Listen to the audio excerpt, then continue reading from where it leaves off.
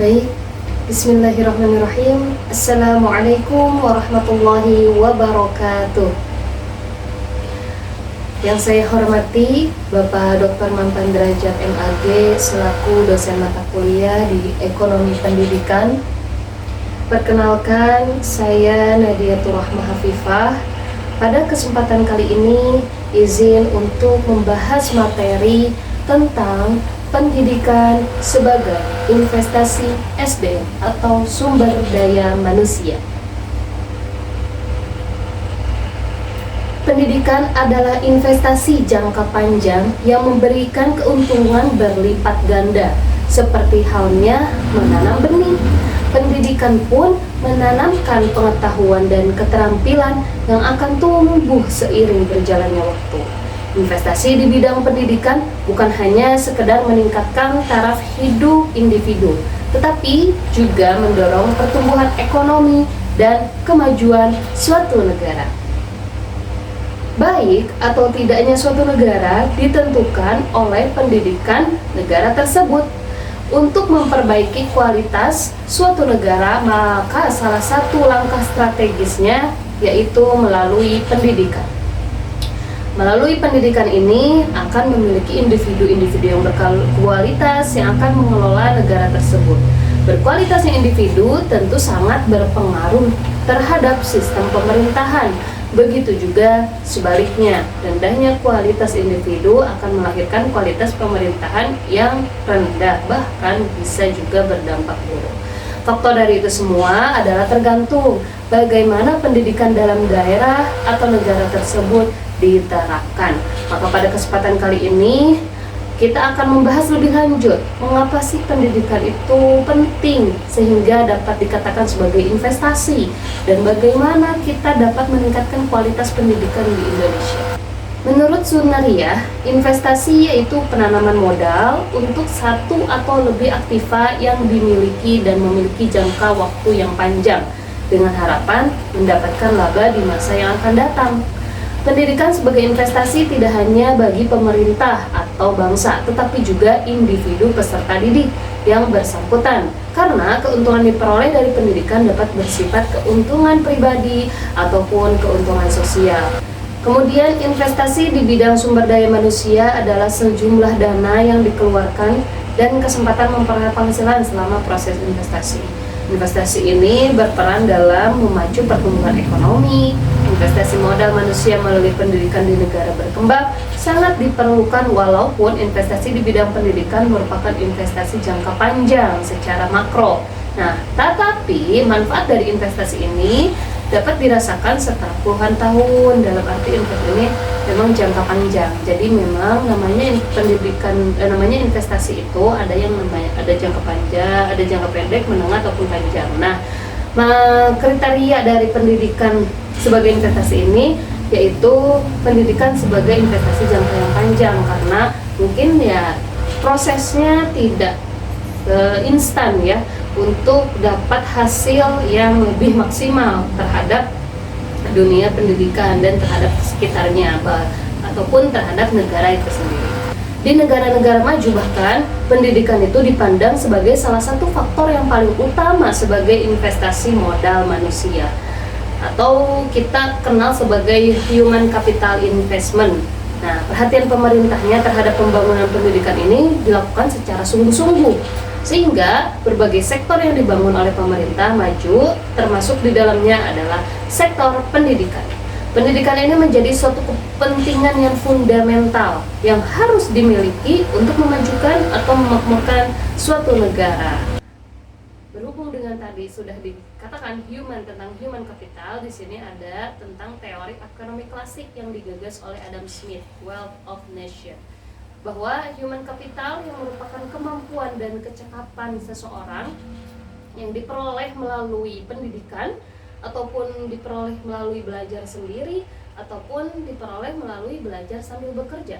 Nah, perolehan keterampilan dan kemampuan ini akan menghasilkan tingkat balik atau rate of return yang sangat tinggi terhadap penghasilan seseorang. Contoh kecilnya, misal di sekolah, Selain mendapatkan pengetahuan, maka kita perlu pengaplikasiannya secara lapangan untuk mendapatkan skill ataupun keterampilan seperti mengikuti lomba olimpiade kah, ataupun mengikuti lomba bahasa, pidato, sehingga nanti akan menghasilkan rate of return, baik itu untuk diri kita sendiri ataupun untuk sekolahnya.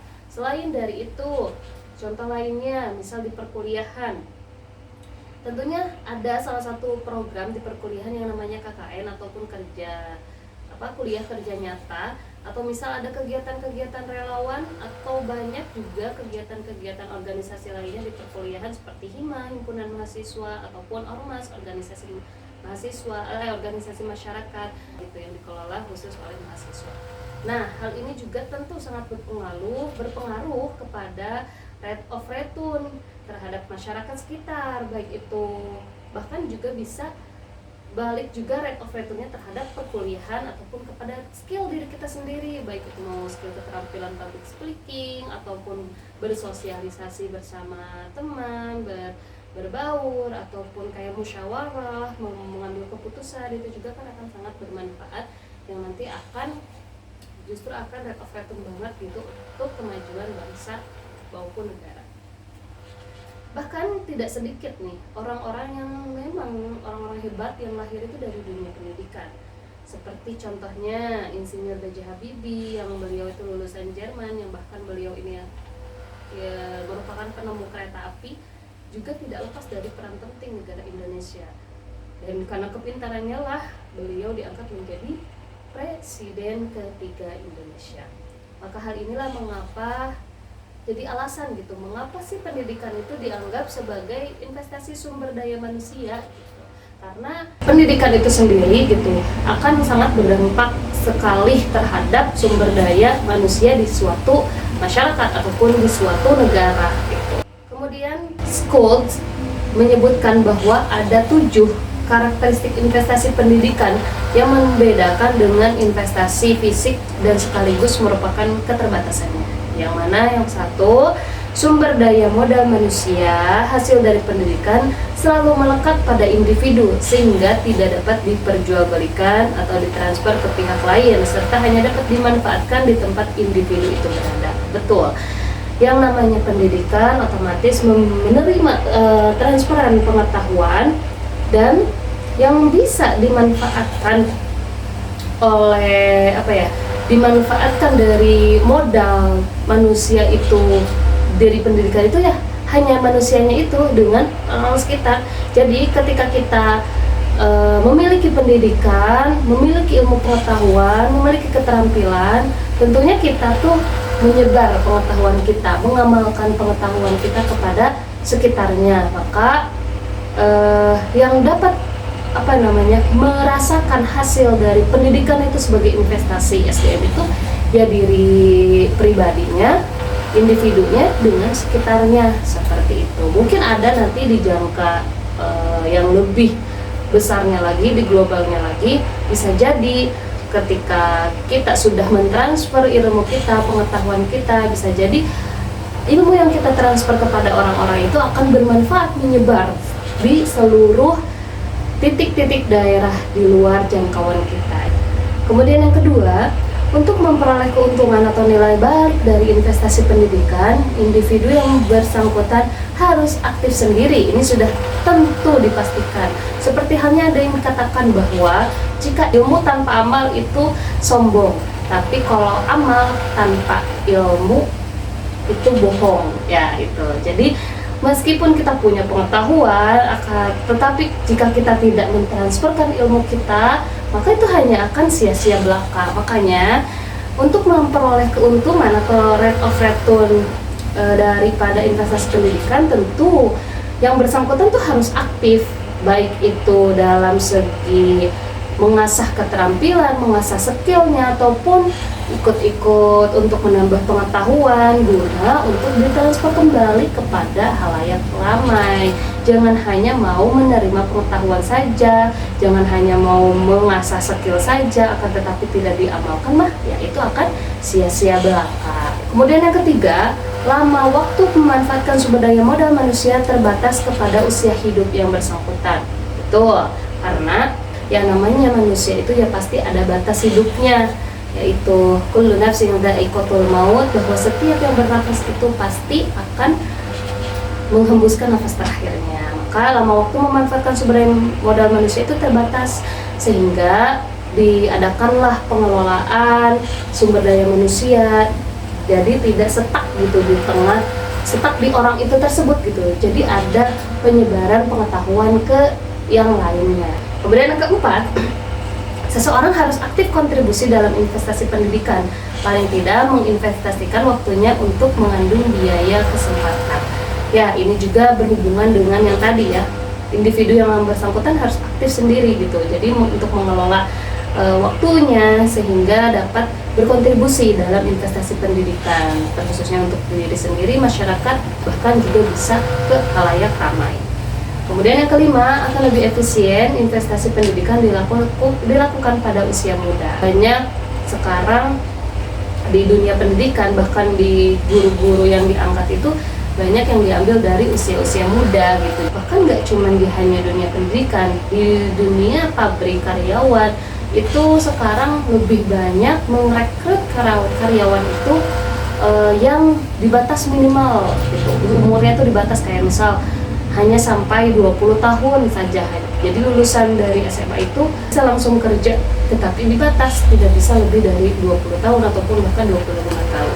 Nah, mumpung kita lagi muda-muda gitu ya, jangan menghilangkan kesempatan ini gitu. Kesempatan bahwa kita itu orang-orang yang bervisioner, yang punya kesempatan luar biasa untuk jangka panjang ke depan gitu. Mungkin kita tidak bisa merasakannya sekarang, tapi nanti ketika 5 tahun, 10 tahun ke depan, bisa jadi kita merupakan orang yang penting di kehidupan sekitar gitu. Oke, itu tentang kriteria investasi pendidikan. Sekarang mungkin caranya ya, bagaimana sih cara untuk peningkatan daya saing pendidikan di Indonesia itu supaya bisa bersaing gitu di kancah global melalui investasi di sektor pendidikan ini. Oke, sini yang pertama yaitu membuat perencanaan investasi jangka panjang. Dengan apa? Dengan menyiapkan Human Capital Investment Roadmap, atau apa ya istilahnya sering kita kenal dengan mind mapping mungkin ya. Mind mapping perencanaan ini sebagai panduan kebijakan bagi pemerintah saat ini dan masa yang akan datang dalam hal penetapan beragam kebijakan di sektor pendidikan. Mungkin perubahan amandemen tentang pendidikan gitu ya, tentang kebijakan-kebijakan pendidikan, dari mulai kurikulum, dari mulai silabus, ada apa ya, dari mulai ujiannya juga kan diseragamkan untuk menunjang lebih meningkat lagi dalam sektor pendidikannya. Nah, yang kedua, jalan dengan yang tadi setelah diperencanakan, tentu kita harus tahu gitu prioritas investasi. Jadi ya tadi kita harus tahu analisis need assessment apa yang memang kita butuhkan gitu. Jadi guna untuk mengejar ketertinggalan dengan bangsa lain.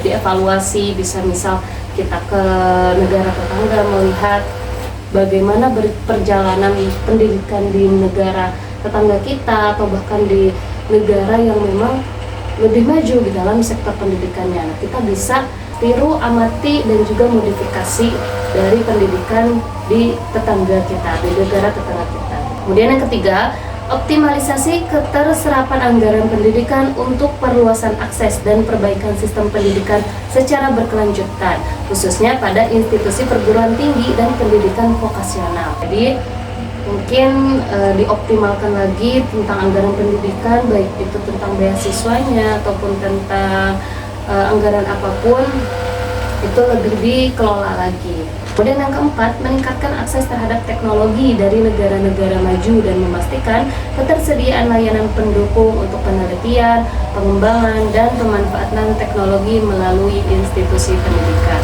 Tentu saja sejalan dengan zaman sekarang yang sudah memasuki zaman poin 5.0 ya, mungkin ya 5.0, inilah disejajarkan gitu bagaimana perkembangan di negara-negara maju terhadap bidang teknologi untuk menunjang sektor pendidikan. Nah, di sini Ada sebuah jurnal mengatakan bahwa Indonesia masuk peringkat ke-87 dari 157 negara dalam indeks modal manusia atau Human Capital Index. Nah, indeks tersebut dirilis oleh World Bank di sela-sela pertemuan IMF World Bank di Bali pada Kamis 11 Oktober 2018. Dalam laporan tersebut, nama Indonesia berada pada peringkat 87 dari 157 negara dengan skor 0,53. Meskipun memang masih jauh dari itu dengan Finlandia yang skornya itu 0,55, tetapi kita sebagai bangsa Indonesia ataupun sebagai pendidik, bagipun tenaga pengajar, kita jangan patah semangat. Bisa jadi mungkin ilmu yang kita terapkan kepada anak didik kita, siapa tahu nanti kedepannya bisa menjadikan anak tersebut semangat, dan kita tidak tahu salah satu dari anak didik kita mungkin bisa saja memajukan negara Indonesia.